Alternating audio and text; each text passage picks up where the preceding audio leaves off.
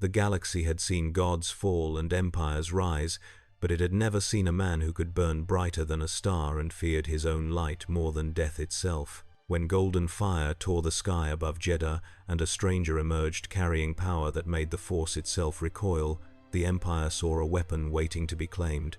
The Jedi saw a warning written in flesh, and the darkness coiled inside him saw an opportunity it had waited lifetimes to seize. In a universe where every legend begins with a choice between the light and the dark, what happens when the most powerful being alive cannot tell which side he belongs to, and both paths lead to the same terrible end? It began as a tremor in the Force, subtle as a whispered prayer, then escalated into a roar that silenced every living thing beneath the ancient spires of the Holy City. Pilgrims froze mid-step on the cobbled streets. Guardians of the Wills turned their sightless eyes upward, feeling rather than seeing the disturbance. The twin suns hung low on the horizon, casting long shadows across the ruins of the Jedi Temple, a monument to faith destroyed by the Empire's appetite for Kyber and conquest. In that moment, as the Force itself seemed to recoil, the fabric of space tore apart with a sound like thunder trapped in crystal. Golden light erupted from the rupture, so brilliant it turned the red desert sand to molten glass. The energy cascaded downward in waves, each pulse sending tremors through the bedrock, cracking walls that had stood for millennia. Then, from the heart of that radiance, a figure emerged.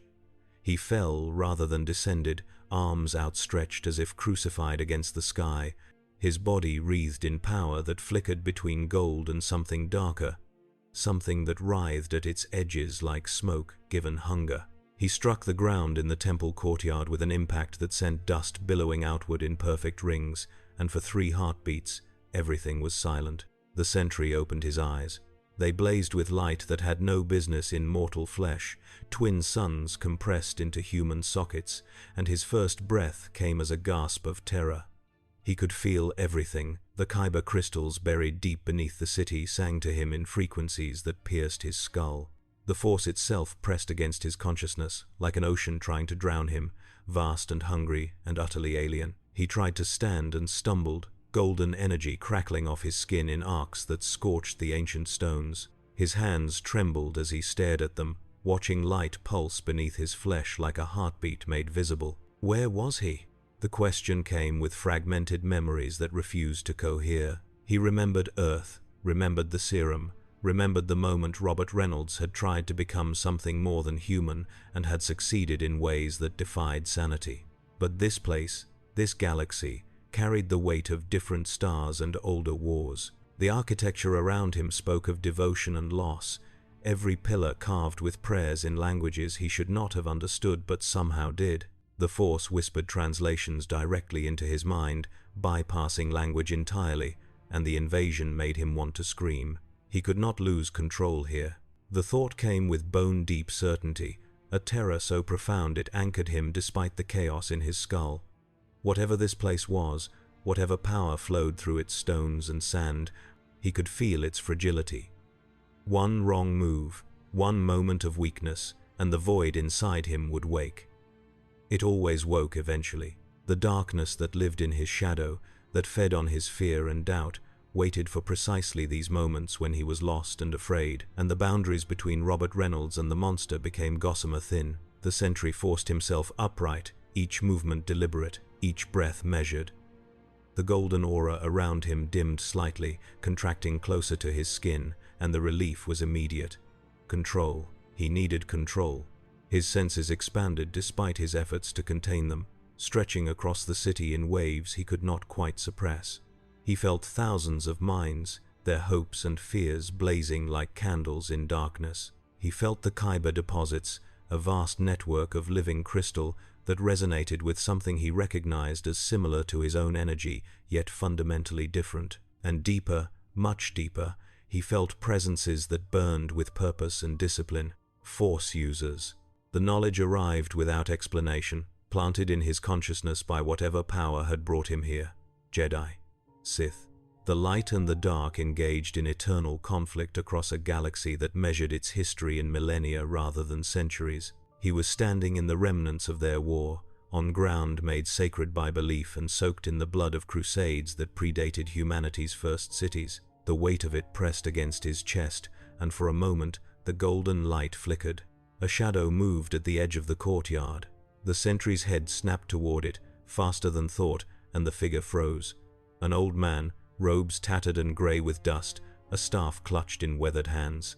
One of the guardians, the sentry knew without knowing how he knew. The old man's eyes were milky with blindness, but they fixed on the sentry with unnerving precision, seeing through the force what flesh could not perceive. "The sky opened," the guardian said, voice rough as stone grinding stone. The Kyber cried out, "You fell like judgment itself." The sentry tried to speak, found his voice raw. "I did not mean to come here. I do not know how I came here. The Force has purpose even in chaos." The guardian took a single step forward, leaning heavily on his staff, and the sentry saw burned scars running up the old man's arms, marks of imperial interrogation. "You carry great power. I feel it pressing against creation like a fist against fabric, but I feel also great fear. I am afraid," the sentry admitted, the words escaping before he could stop them. "I am always afraid of what I might do." The guardian was silent for a long moment, his head tilted as if listening to voices only he could hear. When he spoke again, his tone carried the weight of prophecy. "The Empire comes. They felt your arrival as I did, perhaps more keenly. Those who serve the dark side hunger for power, and you blaze with it like a star given form. They will seek to bind you or break you. There is no third path in their philosophy. Let them come." The words emerged harder than intended, edged with something that made the golden light pulse brighter. "I have faced worse than empires." But even as he said it, doubt coiled in his gut. He knew nothing of this place, these factions, the rules by which this galaxy operated. The Force pressed against him constantly, trying to categorize him, trying to determine if he belonged to the light or the dark, and he could not give it an answer because he did not know himself. The void stirred at the edges of his consciousness, amused by his confusion, patient in its malevolence. The guardian stepped back, melting into the shadows of a ruined colonnade, but his voice drifted back one final time. "The wills have watched the Force flow for 10,000 generations. We have seen heroes rise and monsters devour them. You stand at a precipice, stranger. I pray you have the wisdom to choose which side to fall toward." Then he was gone, and the sentry stood alone in the courtyard as the twin suns finally dipped below the horizon. Darkness came swiftly to Jeddah, and with it came the sound of engines. Imperial probe droids descended from the upper atmosphere like mechanical vultures, their sensor arrays already locking onto the temple ruins. The sentry could feel them scanning him, could feel the data streaming upward to ships in orbit, and from there to minds that calculated how best to exploit or eliminate him. His hands clenched into fists, and electricity arced between his fingers. Gold shot through with black veins that writhed like living things. He had wanted to be a hero. The memory surfaced unbidden, a fragment of Robert Reynolds before the serum, before the power, when heroism had seemed like a simple equation of strength applied to injustice. But nothing had been simple since that moment in the lab. Every victory carried the shadow of potential catastrophe. Every person he saved lived under the knife-edge possibility that the void would wake and devour them instead. And now he stood in a galaxy where gods walked openly, where the Force itself bore witness to every choice, and he could feel its terrible attention settling upon him like the gaze of a judge awaiting verdict. The first probe droid exploded without warning. The sentry had not consciously attacked it. One moment the machine hovered at the courtyard's edge, the next a lance of golden energy had reduced it to slag. The power had moved through him like reflex, his body reacting to threat before his mind could intervene. The other droids scattered, transmitting frantically, and the sentry felt his control slip another degree. The golden aura flared outward, cracking more stones, and beneath it something darker pulsed. Not here, not now. He slammed his will down on the power, forcing it back into the cage of his flesh, and the effort left him gasping. Sweat dripped from his face despite the desert chill. He could feel the void laughing, feel it testing the bars of its prison, and the terror of that sound was enough to steady him. Fear was fuel. Fear kept him vigilant. The moment he stopped being afraid of the darkness inside him was the moment it would devour everything. But fear also made him vulnerable. The knowledge arrived as sensation, a cold certainty that wrapped around his spine. This galaxy was ancient in ways Earth had never been, steeped in philosophies and power structures that had refined the exploitation of fear into high art. If the Empire truly served darkness as the Guardian had implied, they would smell his terror like blood in water. They would use it against him, twist it, until the cage broke and the void emerged to do their work for them. The Sentry looked up at the stars beginning to emerge in Jedha's sky, constellations he did not recognize, spelling out destinies he could not read. Somewhere up there, the Empire was coming. Somewhere in this galaxy, others like him, the Force-sensitive, the powerful, waged their wars and made their choices. He had been thrust into their story without permission or preparation, a variable that fit no equation, and the weight of that realization settled over him like a shroud. He could not go back. Whatever had brought him here had sealed the door behind him, so he would go forward. The decision came with a strange calm, the eye of the storm where clarity lived. If this galaxy needed a hero, he would try to be one. If it needed a monster leashed, he would offer himself as that instead. But he would not, could not, allow the void to run free. That was the only absolute in a universe of shifting light and shadow. The darkness inside him was his burden to carry, his alone, and if bearing it meant fighting an entire empire or facing down Force users who had trained for lifetimes in arts he barely understood, then so be it. The Sentry closed his eyes and reached inward, past the power and the fear, down to the core of Robert Reynolds that still existed beneath the godlike might. He found the memory of why he had taken the serum in the first place, not for glory or vengeance, but for the simple, foolish hope that he might make a difference. That hope felt small and fragile in this moment, a candle against the howling dark, but it was his. He held on to it. When he opened his eyes again, the golden light had stabilized, burning steady and controlled. The darkness at its edges remained, but quieter now, watchful rather than aggressive. The Sentry lifted slowly from the ground, testing his ability to fly in this place, and the Force rippled around him in response, curious and wary. He rose above the temple ruins, above the holy city with its 1,000 spires and million prayers, until Jedha spread below him like a map written in faith and Kyber dust. In the distance, on the city's edge, he saw lights that did not belong, Imperial transports settling onto landing pads, their ramps already extending to disgorge squads of stormtroopers in white armor that gleamed like bone. And leading them, a figure in black robes that seemed to drink the light around it, a presence in the Force that burned with hunger and cold purpose. The Inquisitor had arrived. The Sentry felt the Darksider's attention lock onto him across the kilometers, felt the malicious satisfaction that came with prey sighted. The Force itself seemed to hold its breath, waiting to see what would happen when these two powers collided. Gold and shadow hung suspended above the ancient city, and somewhere in orbit, star destroyers adjusted their trajectories, their commanders already calculating bombardment patterns should containment fail. The Sentry descended slowly back to the temple courtyard, his feet touching stone with deliberate gentleness. He would not run, he would not hide, but neither would he strike first, would not be the aggressor in a war he did not understand. Let them come to him, let them make their demands and show their true nature. And when the moment came to choose between submission and defiance, between the light and the dark and whatever strange third path he might forge from his own terrible power, he would be ready. The Force whispered warnings in languages he was still learning to interpret. The Void whispered promises in the only language it knew.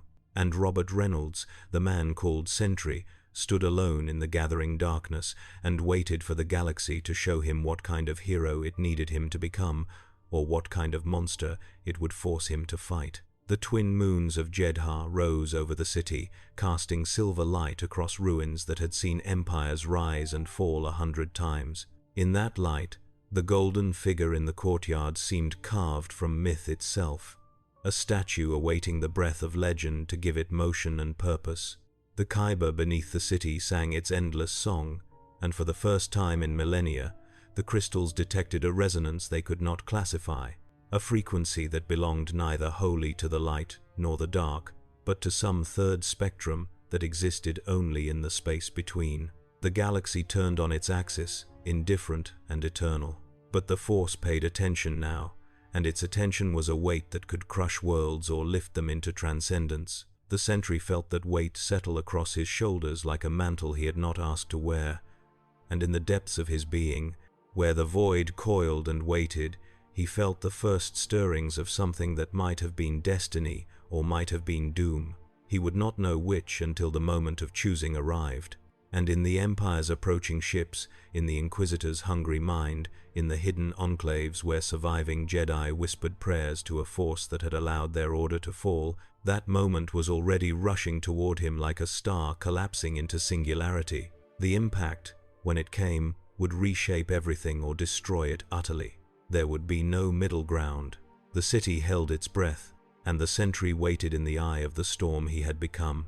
Grand Inquisitor Val stood on the transport's command deck and watched Jeddah grow larger in the viewport, a sphere of rust-red desert marked with the scars of Imperial mining operations. He had studied the reports during the descent, each line of sensor data confirming what he had felt the moment the disturbance tore through the Force. Something had arrived on that forsaken moon, something that blazed with power enough to register across star systems.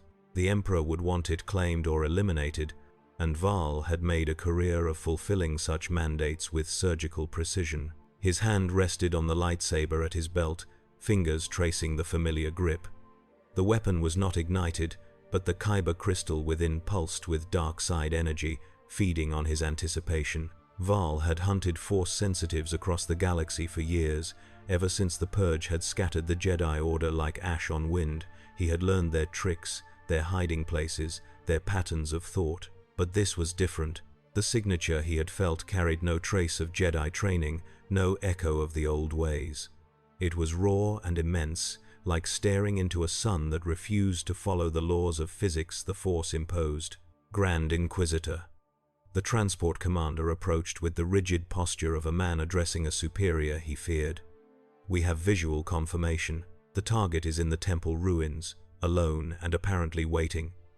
No signs of resistance or flight." Val turned from the viewport, his expression hidden behind the mask he wore in the manner of all Inquisitors, a blank facade that denied his enemies the comfort of reading his intent. "Dispatch probe droids for closer surveillance.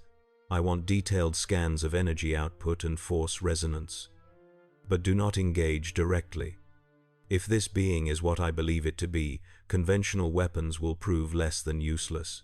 And if it attacks our forces, then we will learn the limits of its power through the martyrdom of your men." Val's voice carried no emotion, simply stating fact. "But I suspect it will not. I felt its fear when it arrived, confusion and terror bleeding through the Force like a wound. Whatever this creature is, it does not understand where it has found itself. That uncertainty is a weapon we will wield with precision." The commander saluted and withdrew, barking orders into his comlink. Within moments, the transport settled onto a landing pad on the city's edge, its massive frame blocking out the stars. Stormtroopers filed out in perfect formation, their armor gleaming under floodlights, but Val knew they were ornamental. This hunt would not be won with blasters and numbers. This required the art he had spent decades perfecting, the slow corruption of the soul through doubt and desperation. He had felt the being's power, yes, but he had also felt the crack running through its foundation. The Force did not lie to those who knew how to listen, and what Val had heard in that moment of arrival was a mind at war with itself, strength undermined by terror of its own capacity for destruction. Such beings were paradoxically easier to turn than weaker ones. Their power made them dangerous to themselves, and danger to oneself was the seed from which the dark side grew most readily. All Val needed to do was nurture that seed, whisper the right words, apply pressure to the right fractures, and the being would either submit or shatter. Either outcome served the Empire.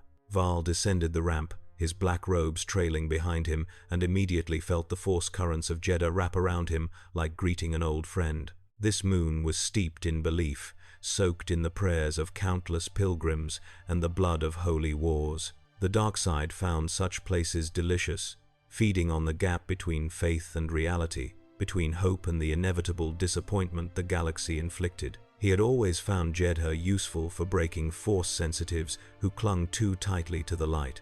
Something about the ruins of their temple, the shattered monuments to their failure, made even the most devoted Jedi question whether their order had ever truly understood the Force at all. He made his way through the holy city's streets, flanked by stormtroopers who kept their weapons ready but did not fire. Citizens scattered before them, pilgrims and merchants and guardians melting into shadows, and Val paid them no attention. They were irrelevant, stage dressing in the drama that was about to unfold.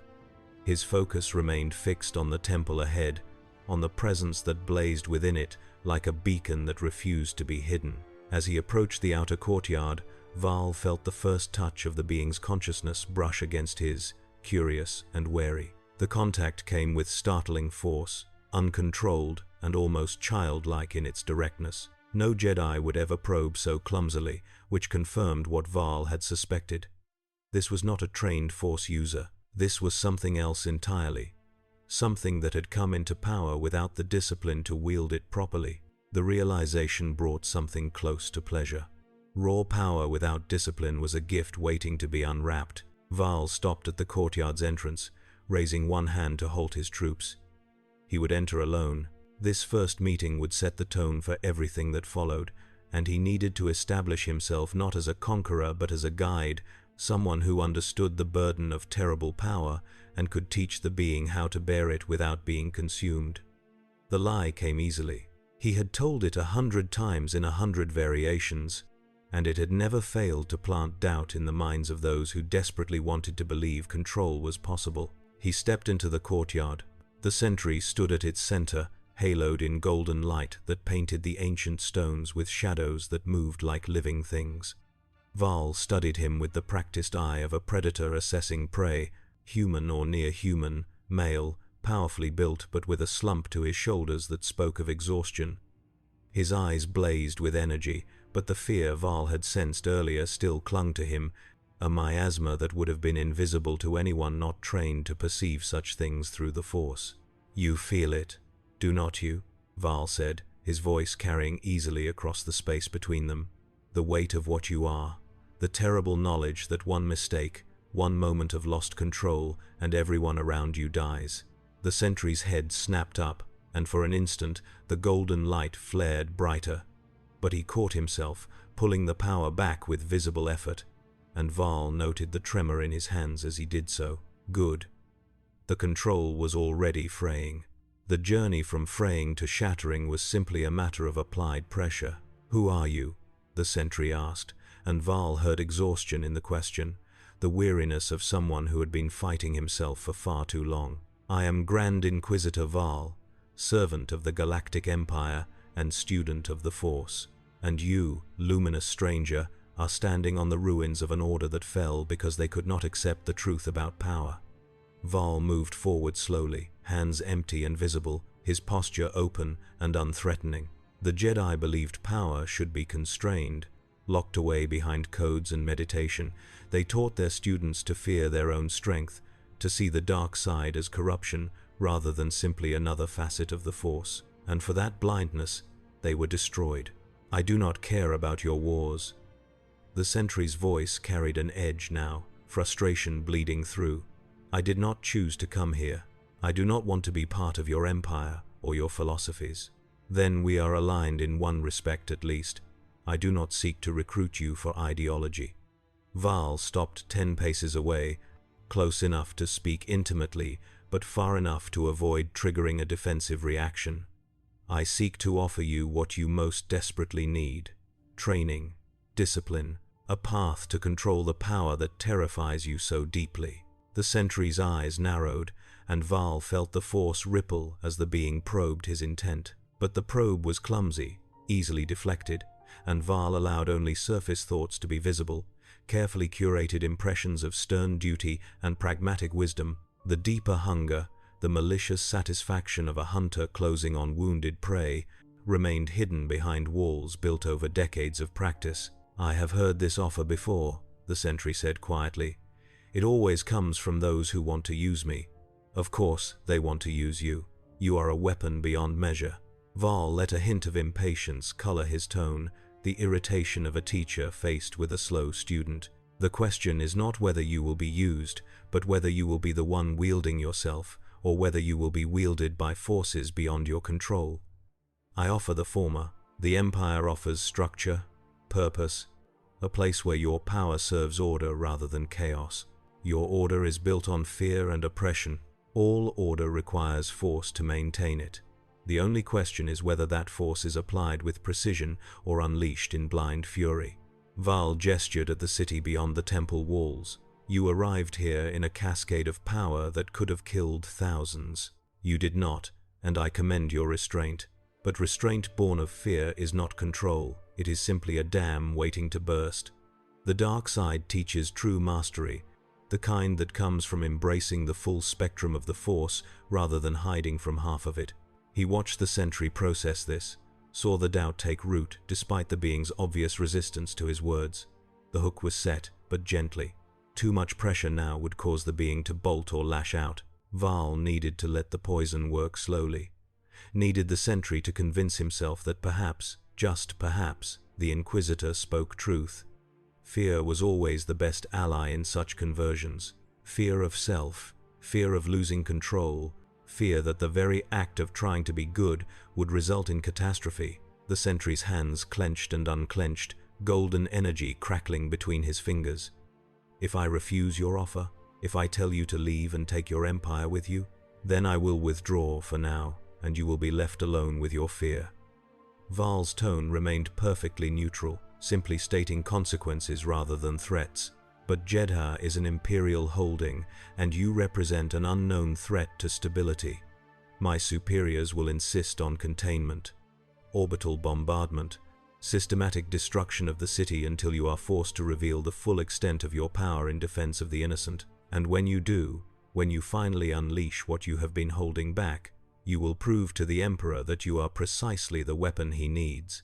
Except you will have done so after watching thousands die, and the guilt will crack you open like an eggshell." The silence that followed was thick enough to choke on. Val could feel the sentry's horror at the scenario, the terrible plausibility of it, and knew the seed had taken root. This being was not a warrior by nature. He was someone who had been given power and was terrified of using it, which made him vulnerable to precisely this kind of manipulation. Present him with scenarios where inaction caused harm, where the only path to saving lives ran through cooperation, and his heroic instincts would trap him more surely than any chains. "I will not be your weapon," the sentry said finally, but the words lacked conviction. "I do not ask you to be. I ask you to be trained, to learn discipline sufficient to ensure your power serves your will rather than your will serving your power." Val took one step closer, sensing the moment of maximum vulnerability. "The Empire has resources you cannot imagine. Masters of the Force who could teach you techniques refined over millennia. Holocrons containing knowledge the Jedi suppressed because they feared it. You need not serve darkness to benefit from understanding it, but you must choose, and quickly, because my patience has limits and my superiors have none." The sentry looked up at the stars, and Val felt him reaching out through the Force, searching for guidance or answers or some sign that would tell him the right path. But the Force, as always, remained enigmatic. It showed possibilities but never certainties, paths but never destinations. And in that ambiguity, Val had always found his greatest weapon. When beings looked to the Force for answers and found only silence, they turned to those who claimed to speak for it. "I need time to think," the sentry said. "Time is a luxury that became extinct the moment you tore the sky open above this temple." Val infused his voice with regret, the sorrow of a reasonable man constrained by unreasonable circumstances. "I will give you until dawn. That is 6 hours by Jedha's rotation. Use them to meditate on what I have offered, to feel the truth of your situation. If you choose to accept guidance, I will be waiting here. If you choose defiance, then the consequences will unfold as I have described, and we will learn together whether your fear of yourself is greater than your compassion for others." Without waiting for a response, Val turned and walked from the courtyard, his steps measured and unhurried. He did not look back. Looking back would have shown doubt, and doubt would have undermined the certainty he had spent the last 20 minutes constructing. He felt the sentry's gaze burning into his back, felt the roil of emotions the being struggled to contain, and allowed himself the smallest smile where his prey could not see it. The trap was laid. Now it was simply a matter of waiting for the sentry to step into it. As Val returned to his transport, his troops falling into step around him, he reached out through the Force to the Star Destroyer in orbit. His mind touched that of the ship's captain, a cold and efficient woman who had served under Tarkin and learned the doctrine of fear applied as governance. He sent her wordless instructions, images rather than language, and felt her acknowledgement. The ship began moving into position for orbital strike, its targeting computers locking onto the Holy City with the precision that made Star Destroyers the backbone of Imperial dominance. Val did not expect to need to give the order to fire. But the threat needed to be real, needed to be palpable enough that the sentry could feel it hanging over the city like a sword. Fear worked best when it was tangible, when the consequences of defiance could be visualized with crystalline clarity. And nothing concentrated the mind quite like the knowledge that innocent lives hung in the balance of one's choices. He settled into his meditation chamber aboard the transport, the space deliberately austere and cold, designed to focus the mind through discomfort. Val lowered himself to the floor and entered the trance state that allowed him to project his consciousness across distances, a technique few inquisitors bothered to master but which he had found invaluable for hunting. His awareness spread across Jeddah like mist, touching minds with the lightest pressure, searching for information that might prove useful. He found the Guardians of the Wills first, their force sensitivity dim but persistent, like candles that refused to gutter despite the wind. They were praying, as they always prayed, but tonight their prayers carried an edge of fear. They had felt the sentry's arrival, felt the wrongness of his energy signature, and they debated among themselves whether he represented salvation or damnation. Val planted suggestions in the more fearful minds, tiny seeds of doubt that would grow into whispered warnings, into rumors that spread through the city like disease. By morning, half of Jeddah would believe the Golden Stranger was a curse rather than a blessing. Fear was a weapon that could be aimed in any direction. Tonight, Val aimed it at the sentry from all sides. Deeper in the city, in hidden sanctuaries the Empire had not yet discovered, Val sensed other Force sensitives, Jedi survivors, perhaps, or simply beings born with talent who had managed to avoid the purge through obscurity. They felt the sentry too, felt the immensity of his power, and Val tasted their desperation. They wanted to reach out to him, to make contact, to determine if he was ally or enemy. But they were too afraid of exposure, too traumatized by years of hiding, and that fear paralyzed them. Val marked their locations for future collection, but otherwise ignored them. They were not relevant to tonight's hunt. His awareness returned to the temple, to the courtyard where the sentry still stood alone. His golden aura dimmed to almost nothing as he wrestled with the choice Val had given him. The Inquisitor felt the being's pain, the agony of someone trapped between impossible options, and found it delicious. This was the moment he lived for, the instant when even the strongest wills recognized their own helplessness and began to fracture. Some broke toward the light, clinging ever more desperately to hope and righteousness, even as reality ground them down. Others broke toward the dark, embracing anger and power as the only reasonable response to an unreasonable galaxy. The sentry would break toward the dark. Val was certain of it. The crack in his foundation was too deep, the fear too profound. All that remained was to widen that crack until it became a chasm, and then watch the being fall into the abyss that waited for all who wielded power without the wisdom to understand its price. Val opened his eyes and smiled behind his mask. Dawn would come in 6 hours, and with it, his new weapon would be forged or the city would burn. Either outcome advanced the Empire's dominance, and either outcome satisfied his hunger to see the strong broken by their own strength. He had done this dance 100 times, on 100 worlds, with 100 Force sensitives who had believed they could resist the dark side's seduction. None of them ever truly did. The Force whispered its approval, or perhaps its mockery. Val had long since stopped trying to differentiate between the two. In the dark side, approval and mockery were the same thing, both expressions of the fundamental truth that power was the only absolute in a galaxy of relativism. The Sentry would learn this truth, or he would be destroyed by his refusal to accept it. The Grand Inquisitor settled deeper into meditation, conserving his strength for the confrontation that dawn would bring. His hand remained on his lightsaber, the weapon's dark side crystal humming with anticipation, and in the depths of his being, where hunger and discipline merged into something approaching artistry, Val prepared himself for the moment when the Sentry's fear would finally eclipse his control. That moment was coming. He could taste it in the Force, and when it arrived, the galaxy would learn what happened when unstable power met an empire built to exploit such instability with surgical precision. The Sentry did not sleep during those 6 hours.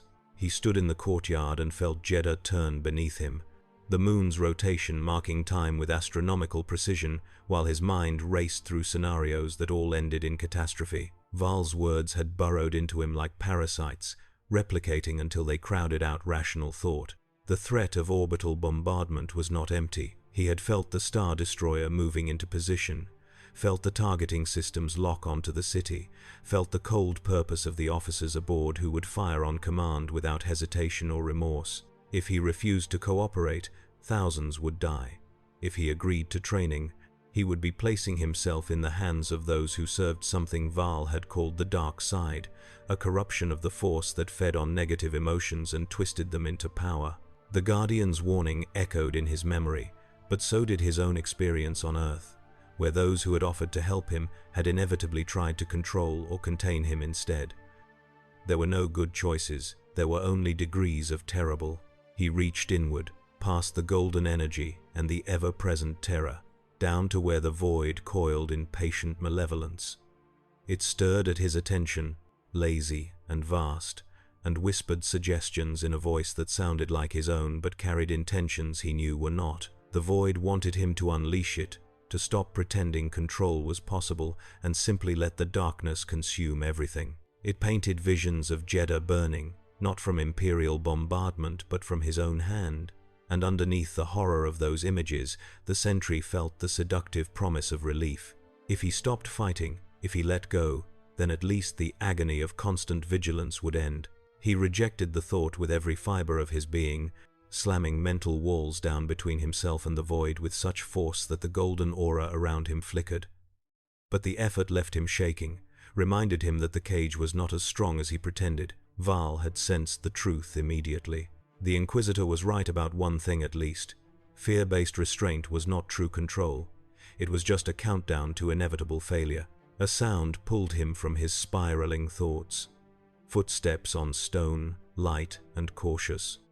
The Sentry turned to find a young woman approaching from the ruins, her robes marking her as one of the Guardians, but her bearing suggesting someone who had not yet fully accepted the blindness that Order eventually embraced. Her eyes, still sighted, were wide with a mix of fear and determination. She stopped at the courtyard's edge, as if an invisible line marked the boundary between safety and peril. "You should not be here," the Sentry said, his voice rough from disuse. "It is dangerous to be near me." "All of Jeddah is dangerous now," she replied, and her accent carried the musical lilt of basic, spoken by those for whom it was a second language learned in devotion rather than education. "The Inquisitor's troops have moved through the city, questioning anyone who might have seen you arrive. They tell people you are a threat that must be contained. They tell people the Empire will protect them. They are not lying. I am a threat." The admission came easier than he expected, the weight of truth actually lighter than the burden of pretending otherwise. "I carry power I cannot fully control, and the harder I try to restrain it, the more certain I become that restraint will eventually fail. Val offered me training, discipline, but I do not trust his motives." The young Guardian took a step closer, her hands clasped before her in a gesture of prayer or supplication. The Inquisitors serve the Emperor, and the Emperor serves only domination. Whatever they offer, the price will be your freedom and eventually your soul. The dark side does not share power. It devours those who wield it until nothing remains but hunger wearing the shape of a person. Then what choice do I have? The question came out harsher than intended, frustration boiling over. If I refuse, they destroy the city. If I accept, I become the weapon they want. And if I fight, if I truly unleash what I am capable of, then the darkness inside me wakes and everyone dies anyway. You speak of the dark side as if it is external, something I can choose to reject. But it is already inside me, has always been inside me, and I am running out of strength to keep it caged. The young woman was silent for a long moment, her gaze searching his face as if looking for something she desperately hoped to find. When she spoke again, her voice carried the weight of conviction that came from faith tested but not broken. The Force is balance, or so the oldest texts teach. Light and dark are not enemies but polarities, and between them exists the space where choice lives. You fear the darkness within you because you have not accepted that darkness is part of being alive. But acceptance does not mean surrender. It means understanding that the shadow you cast is created by the light you carry. That sounds like philosophy. The Sentry heard the bitterness in his own voice. I need practical solutions. Then here is practicality.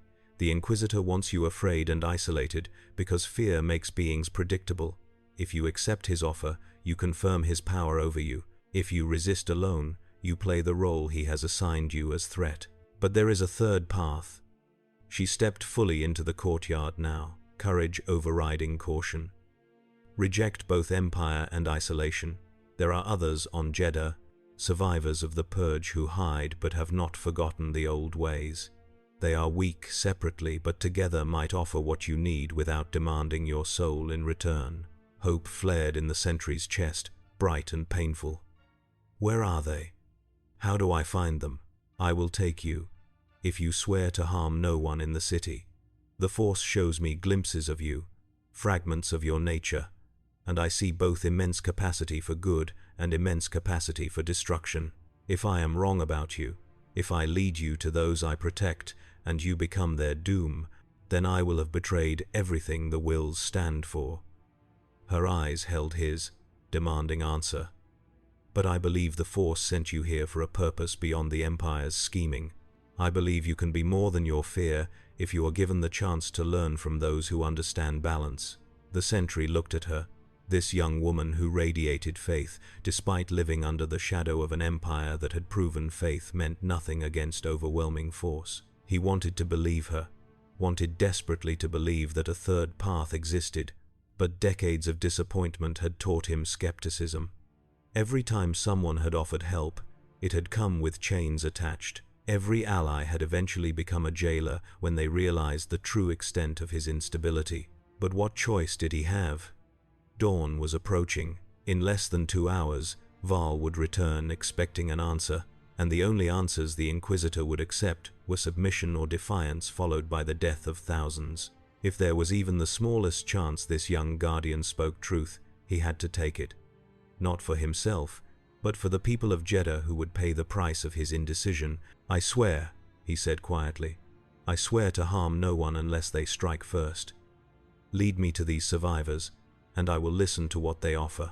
But if I feel the darkness rising, if the void begins to wake, I will leave immediately.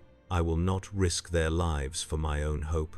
The Guardian nodded slowly, accepting the oath with solemnity. My name is Sari. I am a daughter of the wills and keeper of the old prayers. Follow me and walk softly. The city has eyes everywhere, and not all of them serve the Force. She turned and moved into the ruins with surprising grace, navigating rubble and broken archways with the ease of someone who had explored every inch of the temple complex. The Sentry followed, suppressing his golden aura until it was barely visible, a faint shimmer that clung to his skin like morning dew. He could feel Imperial probe droids in the distance, their sensor sweeps methodical and thorough, but Sari led him through paths that seemed designed to evade electronic surveillance. hidden passages and collapsed corridors that appeared impassable but opened into functional tunnels when approached from specific angles. They descended into Jedha's underlayers, past ancient aqueducts and mining shafts, carved by civilizations that had risen and fallen before the Republic had been born. The air grew cold and thin, requiring the Sentry to consciously regulate his breathing to maintain oxygen levels. Sari moved without apparent difficulty. Her body adapted to Jedha's variable atmospheres through a lifetime of navigating its depths. They passed through chambers filled with defunct mining equipment, massive drills and excavators left to rust when the Empire had finished stripping the moon of its most accessible kyber deposits. "How deep does this city go?" the Sentry asked, his voice barely above a whisper. "To the core, if you know the paths. Jedha is hollow in places, riddled with caves, where kyber grows in concentrations that would blind Force sensitives with lesser training. The Empire mines the surface, but the heart of the moon remains untouched. It is there that the survivors hide, sustained by the Force and waiting for a sign that the galaxy has not forgotten them entirely." She stopped at what appeared to be a dead end, a wall of solid stone marked with symbols the Sentry could not read. Sari placed her hand against the largest symbol, and the Sentry felt a faint pulse of Force energy pass through her into the stone. For a moment, nothing happened. Then the wall shimmered like heat haze and became translucent, revealing a passage beyond that should not have existed in physical space. "Force-wrought barrier," Sari explained. "Only those attuned to the light can pass through without harm. If the Inquisitor tried to follow, the stone would become very real and very solid." The Sentry hesitated at the threshold. "I am not attuned to the light. I do not know what I am attuned to. Then we will discover it together." She stepped through the barrier as if it were mist, and after a moment's hesitation, the Sentry followed. He felt the stone touch his consciousness as he passed, felt it probe the nature of his Force signature, and for a terrible instant, he thought it would reject him, would solidify and crush him like an insect caught in amber. But then something in his energy resonated with the barrier, some frequency that satisfied whatever criteria the ancient Jedi had built into the working, and he emerged on the other side unharmed. The passage opened into a cavern so vast, the ceiling disappeared into darkness above. The walls glowed with embedded kyber, thousands of crystals refracting light in patterns that created constellations across the stone. In the center of the cavern, a small community had taken root. Prefabricated shelters clustered around a central fire, their walls reinforced with scavenged Imperial plating. Perhaps 30 beings moved through the space, humans and near-humans and species the Sentry did not recognize, all carrying themselves with the careful awareness of people who had survived by learning to sense danger before it manifested. They felt his presence the moment he entered, their heads turning in unison, and the Sentry felt the collective weight of their Force sensitivity press against him like physical force. Most were weak, barely able to move small objects or sense emotions, but a few blazed with stronger talent, and at the center, sitting in meditation beside the fire, a figure whose presence in the Force burned with quiet intensity. The figure stood, and the Sentry saw an older woman, her hair silver and her face mapped with scars that spoke of torture endured and survived. Her eyes fixed on him with an intensity that made him want to look away, but he forced himself to hold her gaze. When she spoke, her voice carried the authority of someone accustomed to being obeyed not through fear but through earned respect. "So you are the disturbance that shook the Force across systems. I am Master Kale, once of the Jedi Order, now simply a survivor trying to keep these refugees alive until the Empire falls or the galaxy forgets us." She moved forward, her steps slow but steady, and the Sentry noticed she leaned on a cane carved from what looked like petrified wood. "Sari tells me you seek guidance, but before I offer anything, I must know what you truly are. The Force senses power in you that defies categorization. You burn with light but carry shadows that move as if alive. Explain." The Sentry met her gaze and made a decision. If he was going to trust these people, he needed to trust them completely, needed to lay bare the full horror of what he was, so they could make an informed choice about whether to help or flee. He took a breath and began to speak, telling them everything. The serum on Earth, the emergence of the Sentry, the void that had come with the power like a curse woven into a blessing. He described the constant vigilance required to keep the darkness caged, the failures when it had broken free and the devastation that followed, the terror that he would one day lose the battle permanently and become the very thing he fought to prevent. When he finished, silence blanketed the cavern. Master Kale studied him with eyes that had seen too much to be easily shocked, but even she seemed to struggle with the implications of what he had described. Finally, she spoke, and her words carried the weight of judgment deferred rather than rendered. You describe a duality that exists outside the Force's natural spectrum.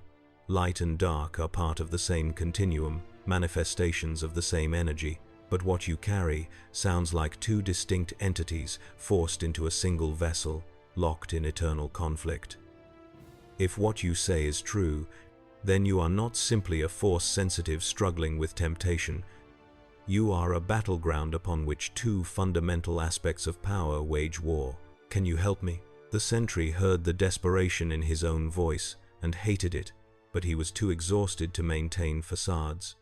Can you teach me to control it before it destroys everything I touch? Master Kale was quiet for a long moment, her gaze distant as if consulting with the Force itself. When she looked back at him, her expression carried a weight that made his heart sink even before she spoke. I do not know. What you describe is beyond my experience, beyond anything in the records I have studied. The old Jedi Order faced many threats, but never one that originated from within a single being with such totality. I can offer you meditation techniques, training in mental discipline, exercises to strengthen your will against intrusive thoughts. But I cannot promise these will be sufficient against an adversary that lives in your own skull and knows every weakness because it shares your mind. The hope that had flared died, leaving ash in its wake. The Sentry felt his control slip, felt the golden aura brighten involuntarily, and forced it back down with effort that left him trembling. Around the cavern, the refugees stepped back, fear naked on their faces, and he could not blame them. He was terrified of himself. Why should they feel any differently? There is, however, one possibility. Master Kale's words cut through his spiraling despair. Legends speak of ancient Force techniques developed by orders that predate the Jedi and Sith. Methods that did not focus on suppressing one aspect of the Force in favor of another, but on achieving balance between extremes. If such techniques still exist, they would be found in places the Empire has not yet plundered, old temples on forgotten worlds. Holocrons sealed in vaults the Jedi themselves could not access, but the search would be long and dangerous, and there is no guarantee we would find anything useful before your control fails. I will take any chance, no matter how slim. The Sentry's hands clenched into fists. Tell me where to go, what to find, and I will do it. I cannot stay here with the Inquisitor hunting me and the Empire threatening this city. But if there is even the smallest possibility of learning true control, I have to pursue it. Master Kale nodded slowly, acceptance and resignation mixing in her expression. Then I will consult the fragments of the Jedi archives I managed to preserve. There are references to a temple on Mortis, a realm that exists outside normal space, where beings of pure Force once maintained the balance between light and dark. But Mortis may be myth rather than reality. And even if it exists, reaching it would require knowledge I do not possess. What about other options? Other places? There is Tython, birthplace of the Jedi Order, but the Empire has already strip-mined it for artifacts. There is Malachor, but that world is poisoned by dark side energy so concentrated it drives Force sensitives mad. There is Elam, where Kyber grows in its purest form, but the Empire has converted it into a weapons facility. Master Kale's voice grew heavier with each location named. The galaxy is vast, but the places where ancient Force knowledge might survive grow fewer by the year. The Empire is systematic in its destruction of anything that might challenge its dominance. The Sentry felt despair threaten to overwhelm him, felt the void stir in response to his emotional spiral. He was running out of time. Dawn was approaching, and with it, Val would return expecting an answer. If he could not offer the Inquisitor either submission or an alternative, The bombardment would begin, and these people huddled in their hidden sanctuary would die along with everyone else on Jeddah's surface. "There is one more option," Sari said quietly from where she stood near the cavern's entrance. "It is not a place but a person. Rumors speak of a hermit who lives in the wastes beyond the holy city, a former Jedi who went mad after the purge and retreated into isolation. The Guardians avoid him because his presence in the Force is unstable, flickering between light and dark with no pattern. But if anyone might understand your condition, it would be someone who has lived on the edge between sanity and madness for years without falling entirely into either." Master Kale's expression darkened. "You speak of the one we call the Broken Master. I have forbidden contact with him because his instability poses a risk to everyone he encounters. If he has fallen to the dark side and simply lacks the power to act on his impulses, exposing him to someone of the Sentry's magnitude could give him precisely the weapon he needs to unleash whatever madness consumes him. Or it could give the Sentry someone who understands the battle he fights because he fights the same battle every day." Sari's tone remained respectful but firm. "We cannot afford to dismiss any possibility, no matter how dangerous. Dawn comes soon, and when it does, the Inquisitor will force a choice that ends in death, regardless of which option is selected. At least the Broken Master offers a path that might lead somewhere other than catastrophe." The argument hung in the air, and the Sentry felt the weight of dozens of gazes upon him, refugees and survivors waiting to see if he would become their salvation or their doom. He thought of Val, patient and predatory, counting the hours until he could spring his trap. He thought of the Star Destroyer in orbit, its weapons charged and ready. He thought of the Void, coiled and waiting for the moment when fear and exhaustion eroded his will past the point of recovery. And he thought of the young Guardian, Sari, who had risked everything to bring him here based on nothing more than faith that the Force had sent him for a purpose beyond destruction. He made his choice. "Tell me where to find this Broken Master. I will go to him now, before dawn, and if he can offer guidance, I will accept it. If he cannot, or if he proves to be as dangerous as you fear, then I will leave Jeddah entirely. I will draw the Empire away from this city and face whatever consequences follow, but I will not let my presence here be the excuse for massacre." Master Kale studied him for a long moment, and the Sentry saw respect flicker across her features despite her obvious reservations. "Very well, but I will send Sari with you. If the Broken Master proves hostile, or if your control begins to fail, she will signal us, and we will collapse the tunnels between here and the surface. It will trap you and him in the wastes, but it will preserve the city and everyone sheltered beneath it." The terms were harsh, but fair. The Sentry nodded acceptance, and Sari immediately moved to gather supplies from one of the shelters. Within minutes, she returned with a pack containing water, rations, and what looked like a small kyber crystal wrapped in cloth. She pressed the crystal into his hand, and the Sentry felt it pulse against his palm, warm and alive. "Kyber resonates with the Force and with those who carry it," Sari explained. "If your control begins to slip, grip the crystal and focus on its frequency. It might give you something external to anchor to when internal discipline fails." The Sentry pocketed the crystal, grateful for the gesture even as he doubted its efficacy. But he had learned long ago that faith could be its own kind of power, and if Sari believed the Kyber would help, then perhaps belief alone would make it so. Strange that he should come to a galaxy where the Force made myth into reality and find that the lines between metaphor and physics were thinner than he had ever imagined. They left the sanctuary through a different passage, ascending toward the surface via routes that would bring them out beyond the holy city's walls. As they climbed, the Sentry felt dawn approaching, felt the rotation of Jeddah bringing the sun above the horizon like judgment made astronomical. Somewhere in the city, Val was waking, preparing for the confrontation he had orchestrated with such meticulous cruelty. The Inquisitor would find the temple courtyard empty, would sense the Sentry's departure, and would make calculations about whether to pursue or simply proceed with bombardment. The Sentry hoped distance would make pursuit the more attractive option. Let Val chase him into the wastes. Let the hunt become personal rather than strategic. Anything to buy time for the innocents caught between powers they could not comprehend or resist. They emerged from a cave mouth on Jedha's dark side, the region perpetually shadowed by the moon's tidally locked rotation. The landscape here was alien and hostile. Canyons carved by ancient water flows that had dried millennia ago, stone formations twisted by tectonic forces into shapes that resembled frozen screams. The cold was immediate and vicious, dropping temperatures low enough that frost formed on the Sentry's exposed skin before his body's enhanced durability adjusted to compensate. Sari pulled a hood over her head and set off across the wasteland with confidence born of previous journeys. The Sentry followed, his enhanced senses mapping the terrain and marking potential threats. He could feel the force here too, but it was different from the city, wilder and less refined. This was power unfiltered by belief or architecture, raw potential that existed simply because existence required it.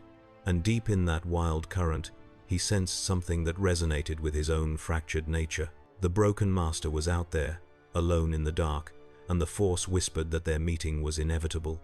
Whether it would be salvation or damnation remained to be seen. The sun rose over Jeddah, painting the holy city in shades of crimson and gold, and Grand Inquisitor Val returned to the temple courtyard to find it empty.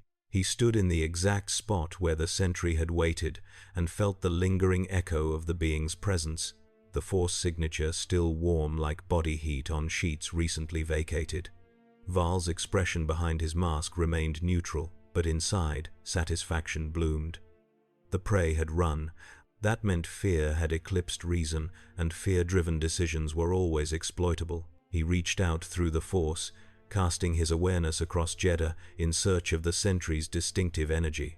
The trail led downward into the city's underlayers before disappearing entirely, swallowed by force barriers or natural kyber concentrations that interfered with detection. Val was unsurprised. Jedi survivors on Jeddah would have prepared sanctuaries shielded against Imperial surveillance, and the Sentry had likely found them or been found by them. The thought brought cold amusement. The refugees believed they were helping the stranger escape Imperial control, but in reality they were simply delaying the inevitable while making the eventual capture more personally satisfying. Val activated his comlink. Deploy hunter-killer squads to the wastes beyond the Holy City. The target has fled toward the dark side territories. I want probe droids establishing a perimeter and troop transports ready for immediate pursuit, but do not engage directly. I will handle the capture personally. The officer on the other end acknowledged and terminated the connection. Val turned from the courtyard and made his way back to his transport, his mind already calculating angles and approaches. The Sentry's flight changed the nature of the hunt, but not its ultimate outcome. Whether he submitted in the temple or was broken in the wastelands made no difference to Val's purposes. Either way, the Empire would claim him, mold him, use him until he was spent, and then discard the husk. Unless, of course, the void emerged first. That possibility intrigued Val more than simple capture. He had felt the wrongness at the core of the Sentry's power, the entity that lived in shadow and waited for its host's will to falter. If the void could be provoked into manifestation, studied and understood, it might provide insights into dark side techniques the Empire had not yet mastered. The Emperor was always hungry for new applications of the Force, new ways to consolidate his power and extend his dominion. Delivering such knowledge would earn rewards beyond simple promotion. Val boarded his transport and settled into the command throne, his hands steepled before him in a gesture of contemplation that had become habit. Around him, officers moved with practiced efficiency, preparing the ship for departure and coordinating with ground forces to establish the hunt's parameters. None of them understood what they were truly chasing. To them, the Sentry was simply another force sensitive to be captured or killed, another mission to be completed with ruthless competence. But Val knew better. He had felt the Sentry's power, tasted the potential locked within that unstable vessel, and recognized it for what it was. A weapon that could reshape the galaxy or burn it to ash. The only question was who would be holding that weapon when the moment of detonation arrived, and Val intended to ensure the answer was the Galactic Empire.